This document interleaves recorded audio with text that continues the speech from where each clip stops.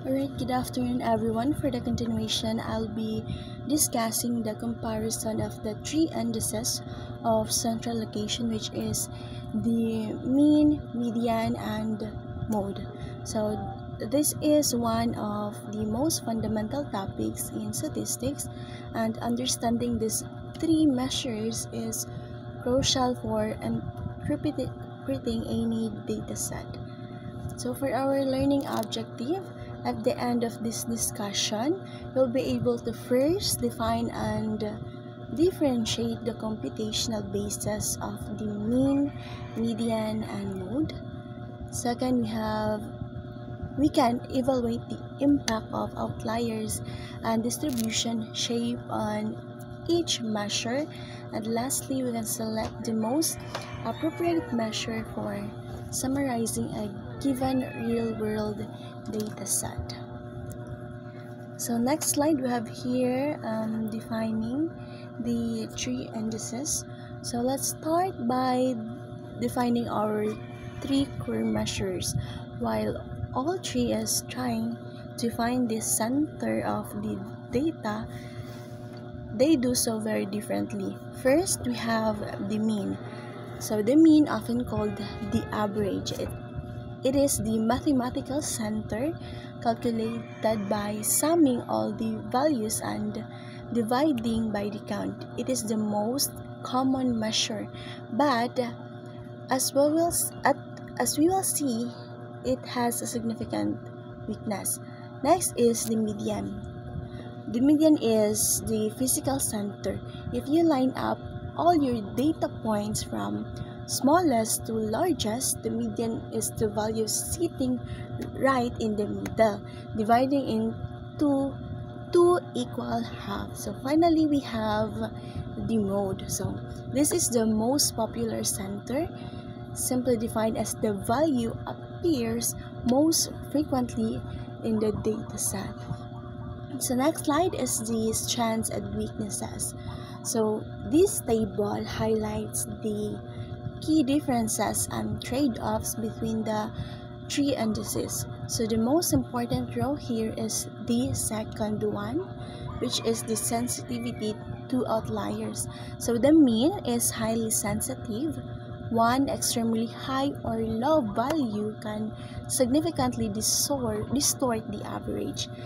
The median and mode, however, are resistant to outliers.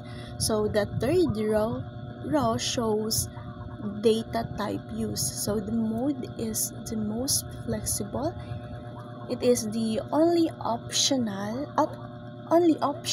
for nominal or categorical data like favorite color. So the mean requires the data to be numerical or interval ratio because you need to perform calculation. Essentially, the mean is great because it uses every single data point, but that is also its downfall when the data is messy. So let's proceed to the next slide, which is the impact of skewness and outliers. So this slide is crucial for understanding when to use which measure. We need to consider the distribution shape of the data.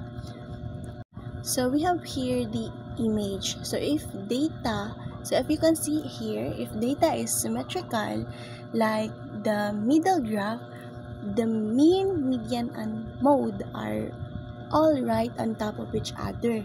So in this perfect case, the mean is the best measure. However, when data is skewed, pulled to one side, the measures diverge.